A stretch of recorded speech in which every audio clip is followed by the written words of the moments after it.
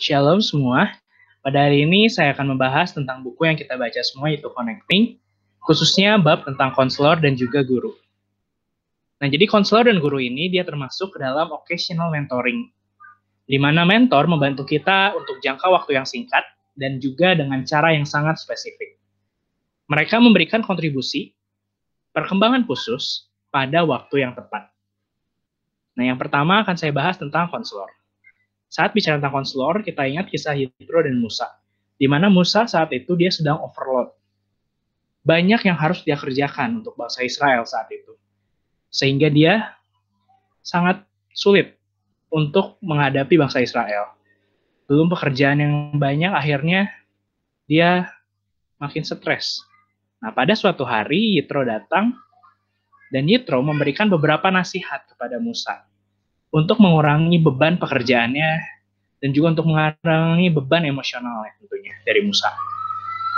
Nah, setelah Musa mendengar nasihat dari Yitro, Musa lalu menjalankan advice dari Yitro ini. Dan pada akhirnya, kita tahu semua, Musa berhasil mengurangi beban pekerjaannya. Dan dia menjadi semakin maksimal lagi. Kisah Yitro dan Musa ini dapat kita lihat sebagai contoh dari konselor, mentor. Karena saat kita overload, seperti Musa tadi, terkadang kita tidak dapat melihat semua faktor yang mempengaruhi kehidupan dan keputusan kita. Kita tidak tahu apa yang harus kita prioritaskan terlebih dahulu. Dan di sanalah fungsi konselor mentor masuk, yaitu untuk membantu kita. Nah, dorongan utama yang dimiliki oleh konselor adalah konselor dapat memberikan nasihat pada waktu yang tepat. Dan juga konselor dapat memberikan perspektif yang tidak memihak, perspektif yang objektif dari apa yang kita lakukan. Nah, seringkali kita sebagai makhluk sosial tentunya, kita terhubung dengan orang lain. Namun seringkali hubungan yang kita jalin adalah hubungan yang horizontal, yaitu dengan teman sebaya atau bahkan dengan teman-teman yang seumur dengan kita. Kita bahkan berbagi kebutuhan kita berbagi frustasi kita pada mereka, tetapi itu tidaklah cukup. Mengapa? Karena pengalaman dan perspektifnya terbatas. Karena mereka orang-orang yang seumur dengan kita, maka pengalaman mereka pun tentunya akan mirip-mirip dengan kita. Terkadang untuk mengatasi hal itu, kita mengundang pembicara dari luar. Dalam konteks gereja, kita mengundang pembicara dari luar gereja untuk berbicara dan mendapatkan nasihat.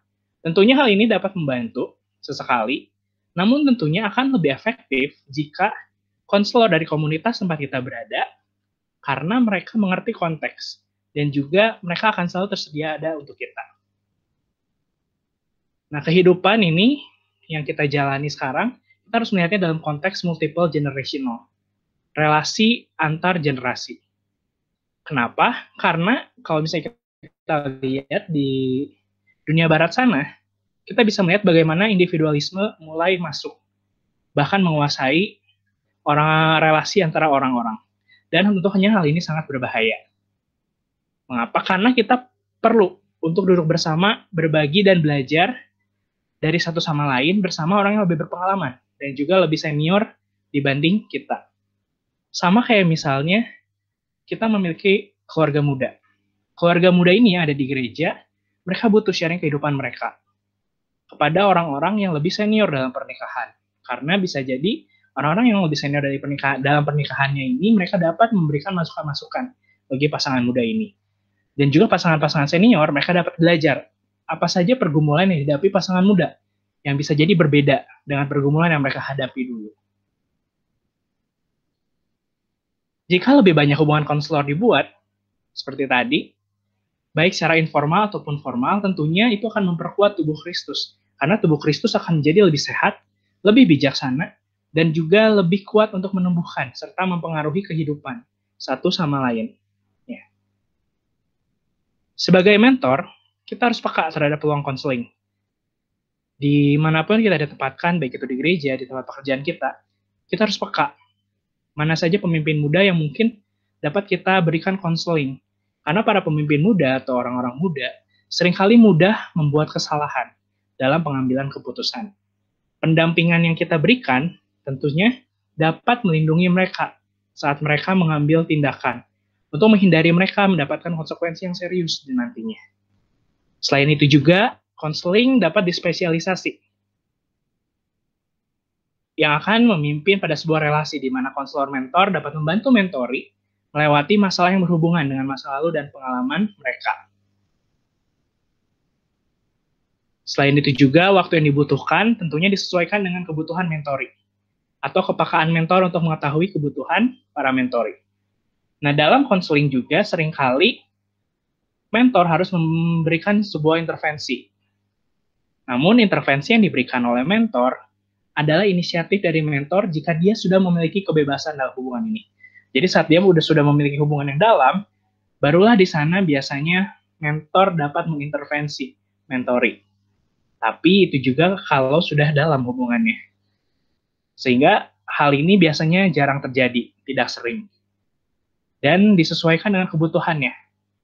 Karena yang seringkali dilakukan adalah mentor biasanya mendorong mentori untuk berinisiatif melakukan apa yang diinginkan oleh mentor secara subtle, secara tidak jelas. Nah, banyaknya waktu yang dihabiskan bersama bukanlah masalah dalam hubungan khusus ini. Yang terpenting adalah bukan waktunya, bukan waktu yang panjang, namun kesesuaian dan ketepatan waktu saat memberi nasihat atau saran. Berikut ini adalah berbagai macam empowerment, fungsi pemberdayaan yang dimiliki oleh konselor mentor. Jadi konselor mentor dapat memberikan 8 hal ini. Yang pertama ada encouragement. Encouragement itu memberikan harapan dan ekspektasi untuk pengembangan lebih lanjut. Dengan encouragement, kita bisa menunjukkan bagaimana Tuhan bekerja dalam berbagai situasi dan beberapa hal positif yang dapat terjadi pada karakter dan perspektif dalam prosesnya Tuhan. Selain itu, konselor mentor juga bisa jadi soundboard. Soundboard ini di mana konselor dia bisa mendengarkan dengan baik, mendengarkan dengan fokus, dan menanggapi mentori dengan berbagai feedback yang dapat menggugah ide-ide mereka yang mungkin selama ini tertutup. Selain itu sebagai soundboard juga, konselor mentor dia memberikan sudut pandang yang objektif. Yang berikutnya adalah major evaluation. Di sini konselor mentor dia lebih menunjukkan ketidakkonsistenan dalam pemikiran atau sudut pandang dari mentori. Dan juga dia menguji ide-ide dari mentori. Berikutnya adalah perspektif. Dalam perspektif ini, mentor dia memberikan perspektif pada mentori saat mereka membutuhkannya. Jadi mereka bisa menghubungkan kejadian yang dialami mentori saat ini dengan big picture-nya. Sehingga para mentor ini dia bisa melihat sisi positif bahkan dalam situasinya sekarang yang sangat negatif. Yang berikutnya juga adalah specific advice. Specific advice ini di mana mentor dia memberikan saran khusus untuk situasi yang tertentu. Selain memberikan saran khusus, dia juga biasanya memberikan berbagai pilihan alternatif. Jadi ada banyak opsinya. Selain dia memberikan opsi, dia juga memberikan hal yang mungkin terjadi. Dan pada akhirnya, pengambilan keputusan terakhir akan diberikan kepada mentori. Yang berikutnya adalah linking. Linking ini, mentor dia menghubungkan mentori dengan berbagai resources, berbagai sumber daya yang dibutuhkan. Empowerment berikutnya adalah major guidance. Major guidance ini adalah kondisi di mana mentori dia berada pada titik balik dalam kehidupan mereka. Dan mereka perlu untuk membuat keputusan besar untuk masuk ke step selanjutnya. Di sini mentori membutuhkan bimbingan dari mentor. Konselor mentor ini dapat melihat kerangka berpikir yang lebih luas dari berbagai tahap kehidupan, dan dia dapat memberikan nasihat dan perspektif hidup. Nah, yang berikutnya adalah inner healing. Di sini konselor mentor yang berbakat dan juga yang sudah terlatih, biasanya mereka dapat menangani masalah-masalah dasar dalam kehidupan yang dapat menghambat pertumbuhan, seperti ada luka-luka masa lalu, dan yang lainnya. Nah, setelah kita tahu berbagai empowerment yang bisa diberikan oleh konselor mentor, sekarang kita akan melihat bagaimana cara kita menemukan konselor mentor dalam kehidupan kita. Tentunya kita semua tahu bahwa kita semua adalah tubuh Kristus, dan terdapat hikmat besar dalam setiap bagian tubuh Kristus. Kita mungkin akan sering membutuhkan satu atau lebih fungsi konselor di atas. Yang tadi ada 8, mungkin kita membutuhkan beberapa dari 8 itu gitu. Dengan mengakui hal ini, kita mengenali bahwa dalam tubuh Kristus ada banyak bakat dan keanekaragaman. Dan saat kita saling sama-sama bergerak, kita akan masuk ke dalam saling ketergantungan yang sehat. Bukan kita tergantung pada orang lain saja, atau orang lain tergantung pada kita saja, tapi kita sama-sama saling ketergantungan yang sehat. Yang pertama adalah kita harus menentukan dulu kebutuhan kita. Konselor mentor mana yang kita butuhkan dari ke-8 empowerment tadi. Setelah kita sudah menentukan, kita sudah menulis empowerment apa yang kita butuhkan, berikutnya adalah kita identifikasi calon konselor mentor di komunitas tempat kita ada. Kita mulai lihat-lihat siapa saja yang mempunyai empowerment tadi, 8 empowerment tadi. Dan juga kita dapat melihat ciri-ciri dari konselor mentor. Yang pertama, mereka memiliki kemampuan alami dalam analisis, masalah relasional, mereka juga punya kemampuan mendengarkan dan berempati biasanya. Selain itu, mereka juga punya keterampilan. Keterampilannya ada banyak seperti yang ada di presentasi ini. Dan juga mereka memiliki karunia-karunia roh biasanya. Untuk mengajar, untuk memberi nasihat, pengembalaan, membedakan, discernment, kata-kata pengetahuan, kata-kata kebijaksanaan. Lalu biasanya konselor mentor memiliki pengalaman. Nah, jadi saat kita mencari konselor mentor, dan kita memiliki masalah dalam bidang yang kita punya, maka kita mencari mentor yang sesuai dengan bidang yang kita minati atau yang kita butuhkan untuk berkembang. Nah, selain ciri-ciri yang tercantum di atas, tentunya konselor juga harus mempunyai keterampilan relasional, one-on-one. Tidak cukup orang itu hanya memiliki kebijaksanaan. Jadi, tidak cukup orang itu hanya memiliki kebijaksanaan, tapi orang itu juga, konselor mentor tadi, dia harus tahu cara memberikan kebijaksanaan itu pada waktu yang tepat dan dengan cara yang tepat, agar akhirnya dia akan menguatkan mentori, bukan melemahkan mentori. Berikutnya, setelah kita mengidentifikasi konselor mentor, kita mulai secara informal menjalin hubungan dengan konselor mentor kita. Ini tentunya akan memungkinkan kita untuk menemukan apakah kita dapat mempercayai konselor kita, dan jika konselor ini dapat relate terhadap kehidupan kita, atau konselor ini mau untuk menolong kita. Jadi saat kita menjalin hubungan, kita dapat menemukan hal-hal ini. Kalau misalnya kita bisa percayai dia, terus konselor ini bisa relate terhadap kita, dan dia mau menolong kita, kita dapat menjadikan orang ini sebagai konselor mentor kita. Selain itu, kita juga harus punya perkiraan-perkiraan. Kita punya ekspektasi. Kira-kira berapa lama hubungan ini kita harapkan terjadi. Misalnya, saran 1 kali untuk kejadian yang sedang berlangsung, agar benar-benar mendapatkan perspektif dan wawasan baru. Jadi, kalau misalnya kita hanya membutuhkannya dalam 1 kali ini, untuk kejadian yang sedang berlangsung, ya kita ungkapkan. Hubungan konselor mentor ini, saya mau bertanya untuk 1 kali. Atau misalnya, kita butuh bantuan jangka panjang yang berkelanjutan. Kita juga harus utarakan hal itu. Bahwa saya butuh bantuan jangka panjang untuk mengatasi situasi saya, misalnya disfungsional keluarga, atau pengalaman masa lalu yang membatasi dan menghambat pertumbuhan. Jika dalam langkah-langkah yang tadi sudah dijelaskan di atas, kita merasakan ada konfirmasi Allah, kita harus berusaha untuk mempercayai konselor mentor. Dan kita juga melakukan nasihatnya sepenuh hati. Nah, sebagai seorang konselor mentor yang baik, tentunya kita dapat melihat konselor mentor yang baik dari cara dia dalam mengonseli kita atau dalam mementori kita. Saat konselor mentor itu dia baik, biasanya dia menginginkan kita untuk tidak ketergantungan pada dia saat kita mengambil keputusan.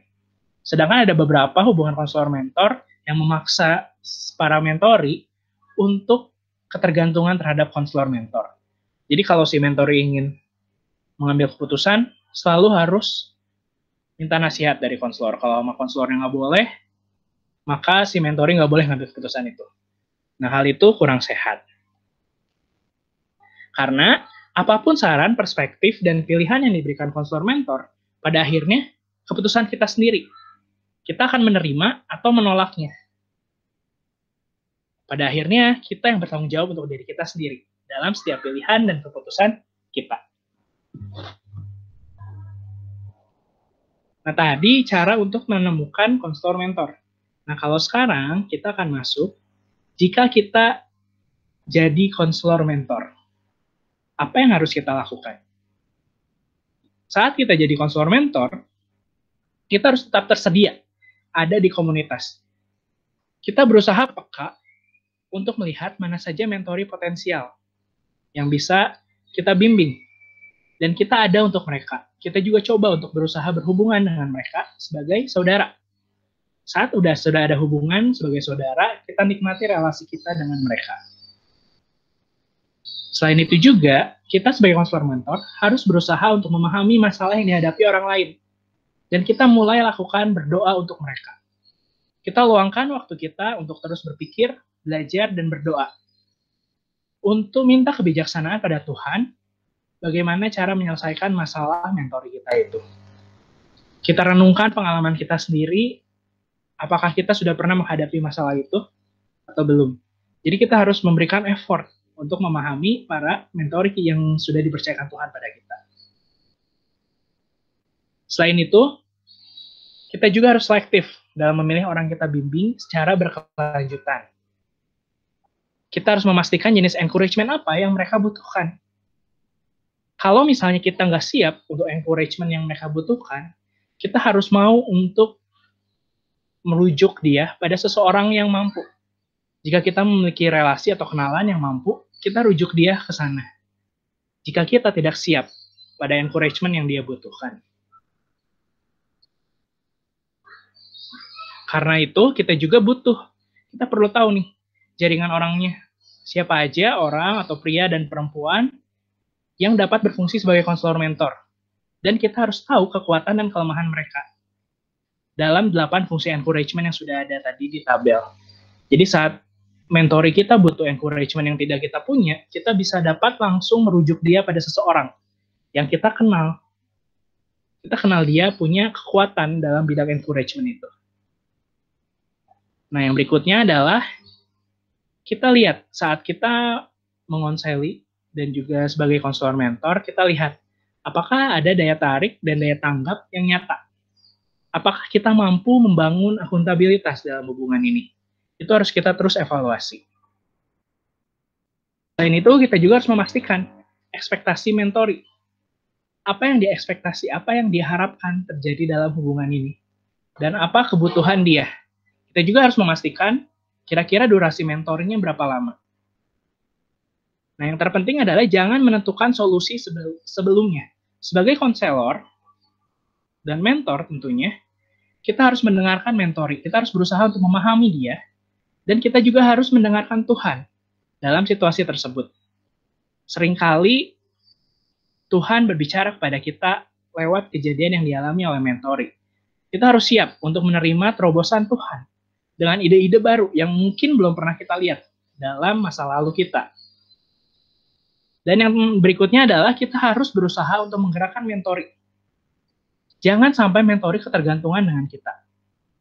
Gerakan mentori dari ketergantungan menuju ketidaktergantungan atau independence atau saling ketergantungan, interdependence. Nah, itu bagian tentang konselor. Nah, berikutnya kita akan masuk ke hubungan occasional mentoring berikutnya, yaitu adalah teacher atau guru. Nah, dorongan utama dari seorang guru mentor berbeda dengan konselor mentor tadi. Guru mentor ini dia lebih ke memberikan pengetahuan dan pemahaman dari suatu subjek atau subjek tertentu. Tentunya sebagai murid Kristus, kita tahu semua bahwa kita harus menjadi pembelajar. Terutama mempelajari Kristus dan firman-Nya. Tetapi tidak juga terbatas hanya mempelajari Kristus dan firman-Nya, kita juga perlu mempelajari dunia kita, dunia marketplace kita, dan apa saja mempengaruhi kehidupan, pekerjaan, dan keluarga kita. Tidak peduli apapun subjeknya, selalu akan ada seseorang yang lebih tahu dari kita. Selalu pasti ada gitu orang yang lebih pintar dari kita, lebih tahu daripada kita. Dan mungkin mereka yang lebih tahu dari kita ini mereka ingin mengajarkannya pada kita. Saat kita tahu semua, dari kita sekolah sampai saat ini, kita mungkin sudah dibimbing oleh banyak guru di berbagai bidang. Nah, dalam konteks konselor mentor, dalam konteks guru mentor, belajar dengan seorang guru mentor ini dapat lebih fokus dan lebih pribadi. Sehingga, karena lebih fokus dan lebih pribadi, kita dapat belajar lebih cepat dan lebih dalam. Nah, hubungan mentoring dengan seorang guru ini bisa terjadi secara informal ataupun formal. Dalam hubungan yang formal, di situ ada fokus, komitmen, dan durasi tertentu. Karena dia formal juga, kita mendorong ekspektasi dan akuntabilitas yang lebih jelas. Ini memperkuat proses pembelajaran dan memastikan adanya pemberdayaan. Nah, jika mentori, dia banyak belajar dan merespon, tentunya hal ini juga akan membuat mentor biasanya, guru mentor termotivasi untuk mengajar. Nah, stimulasi timbal balik inilah yang membuat efek luar biasa pada proses pembelajaran antara guru mentor dan juga mentori. Kita bisa melihat ada banyak jenis dari guru mentor. Ada yang memberi pengetahuan, ada juga beberapa yang mengatur dan mengorganisir ilmunya, ada juga yang memotivasi. Nah, tetapi dasar dari bimbingan mereka adalah pengetahuan. Pengetahuan yang relevan, yang telah mereka kumpulkan dari berbagai pengalaman mereka dalam pelayanan. Berikutnya adalah informal co-teaching. Nah, dalam informal co-teaching ini, peran guru mentor saling bergantian antar satu sama lain. Biasanya ini dalam satu komunitas atau dalam satu kelas misalnya, atau dalam satu organisasi. Di sini guru mentor saling bergantian satu sama lain. Bisa saja dalam satu diskusi misalnya, ada seseorang yang mengemukakan konsep. Setelah dia mengemukakan konsep, akhirnya terjadi diskusi. Dan dalam diskusi ini terjadi saling menajamkan ide. Ada yang mengembangkannya, ada yang terus mengasahnya, sehingga pelajaran yang saling terjadi dan saling menguntungkan. Selain itu, informal co-teaching ini tidak perlu dalam setting kelas formal. Yang dibutuhkan dalam proses pembelajaran ini adalah seseorang yang mengetahui sesuatu yang bermanfaat untuk diajarkan, dan dia bersedia untuk mengajarkannya. Selain itu juga, membutuhkan seseorang yang ingin mempelajari dan dia bersedia meluangkan waktu untuk melakukannya. Dan juga dalam informal co-teaching perlu dengan sengaja berkumpul dan mengejar pengalaman untuk belajar bersama. Informal co-teaching ini waktunya bisa singkat dan juga pokok bahasannya bisa banyak, bisa besar, bisa kecil, itu tergantung kebutuhan. Dan dalam co-mentoring ini atau co-teaching ini, semua anggotanya saling menjadi mentor satu sama lain. Nah, berikutnya adalah specific need centered mentoring. Dalam specific need centered mentoring, mentori dapat mengambil inisiatif. Jadi misalnya ketika mentori dia punya kebutuhan khusus akan suatu topik, biasanya dia akan mencoba mengupgrade ilmu dia dalam topik tersebut. Salah satu caranya adalah dia mendekati orang yang memiliki pengetahuan tersebut. Dan juga menjalin hubungan guru-mentor. Saat sudah terjadi hubungan, guru-mentor dapat mengatur informasi dan menyajikannya sedemikian rupa. Sehingga sang mentori ini dia bisa menangkap materi dengan lebih cepat dan juga waktu yang lebih singkat. Peran guru-mentor di sini dia mengatur pembelajaran. Selain dia mengatur pembelajaran, dia juga menghubungkan mentori dengan berbagai resources untuk belajar. Dan juga dia biasanya melakukan tanya jawab dari waktu ke waktu untuk memperkuat ilmu yang dimiliki oleh si mentori. Nah, jadi ini ada pattern-nya. Yang pertama, kalau misalnya kita simpulkan dari yang tadi, pattern-nya adalah mentori mendapat tugas yang menantang. Atau mungkin kita sebagai mentori juga ya, saat kita punya tugas yang menantang, kita akan identifikasi dulu kebutuhan apa dan pengetahuan apa yang kita perlukan. Setelah kita identifikasi kebutuhan kita menentukan fungsi mentor yang diperlukan. Dalam hal ini seorang guru. Setelah kita menentukan fungsi mentor, kita mengidentifikasi siapa guru mentor yang bisa memenuhi kebutuhan tersebut. Nah, setelah kita identifikasi, kita build relation, kita build hubungan, terus kita utarakan juga maksud kita, di sanalah kita menerima penguatan lewat proses mentoring. Berikutnya adalah fungsi dari teacher mentor atau guru mentor. Fungsi dari guru mentor adalah mengetahui sumber daya pembelajaran yang dibutuhkan. Jadi, guru mentor memiliki resources, dia tahu sumber resourcesnya dari mana yang tersedia, dan dia juga punya networking yang kuat, sehingga dia dapat merujuk mentori ke orang yang memiliki ilmu tersebut. Ini yang tadi sudah dijelaskan, menghubungkan mentori ke resources, dan juga dia mengatur dan memberikan pengetahuan kepada mentori. Berikutnya adalah menampilkan relevansi pengetahuan dengan situasi mentori. Jadi seorang guru mentor, dia harus bisa menampilkan relevansi antara pengetahuan yang dia punya dengan situasi mentori sekarang. Lalu dia juga harus bisa menunjukkan cara untuk menggunakan perspektif dan juga memotivasi mentori untuk terus belajar. Fungsi guru sebagai mentor memiliki pengaruh yang jauh lebih luas. Jadi guru sebagai mentor, dia tidak hanya memberikan ilmu saja. Nah, berikutnya adalah steps.